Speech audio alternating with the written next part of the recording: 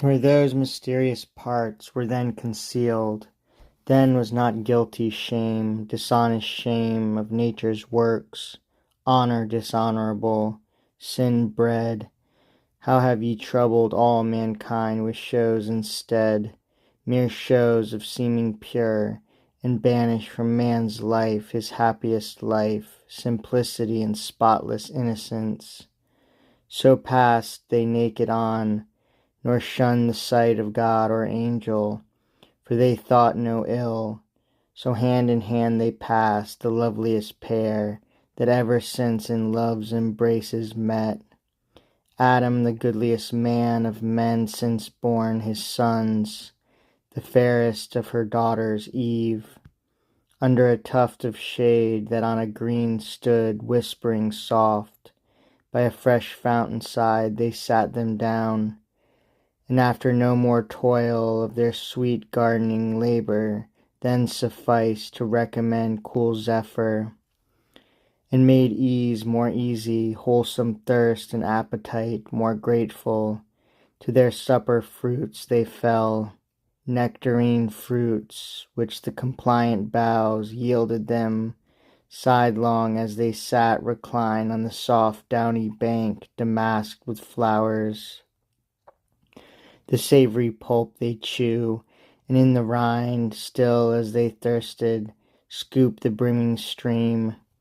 Nor gentle purpose, nor endearing smiles wanted, nor youthful dalliance, as beseems fair couple, linked in happy nuptial league, alone as they. About them frisking played all beasts of the earth since wild, and of all chase, in wood or wilderness, forest or den. Sporting the lion ramped, and in his paw dandled the kid. Bears, tigers, ounces, pards, gambolled before them. The unwieldy elephant, to make them mirth, used all his might, and wreathed his lithe proboscis. Close the serpent sly, insinuating, wove with Gordian twine his braided train, and of his fatal guile gave proof unheeded. Others on the grass couched, and now filled with pasture gazing sat, or bedward ruminating.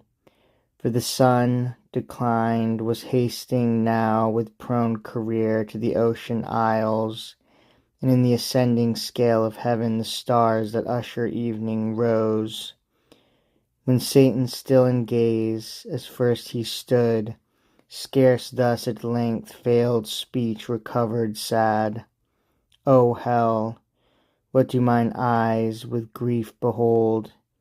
Into our room of bliss thus high advance creatures of other mould, earth-born perhaps, not spirits, yet to heavenly spirits bright, little inferior, whom my thoughts pursue with wonder, and could love, so lively shines in them divine resemblance, and such grace the hand that formed them on their shape hath poured. Ah, gentle pair, ye little think how nigh your change approaches, when all these delights will vanish, and deliver ye to woe. More woe, the more your taste is now of joy.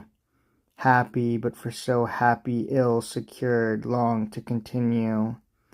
In this high seat your heaven, ill fenced for heaven to keep out such a foe as now is entered, yet no purposed foe to you, whom I could pity thus forlorn, though I unpitied. League with you I seek, in mutual amity so straight, so close, that I with you must dwell, or you with me henceforth. My dwelling haply may not please, like this fair paradise, your sense. Yet such accept your Maker's work, he gave it me, which I as freely give. Hell shall unfold, to entertain you too, her widest gates, and send forth all her kings. There will be room, not like these narrow limits, to receive your numerous offspring, if no better place Thank him who puts me loath to this revenge on you who wronged me, not for him who wronged. And should I at your harmless innocence melt as I do, yet public reason just, honor and empire with revenge enlarged, by conquering this new world, compels me now to do what else, though damned, I should abhor. So spake the fiend, and with necessity the tyrant's plea excused his devilish deeds. Then from his lofty stand on that high tree down he alights among the sportful herd of those four-footed kinds, himself now one, now other, as their shape served best his end, nearer to view his prey, and unespied, to mark what of their state he more might learn, by word or action marked. About them round a lion now he stalks with fiery glare, then as a tiger, who by chance hath spied in some purlieu two gentle fawns at play, straight couches close, then rising changes oft his couchant watch, as one who chose his ground, whence rushing he might surest seize them both, griped in each paw. When Adam first of men to first of women Eve thus moving speech turned him, all ear to hear new utterance flow.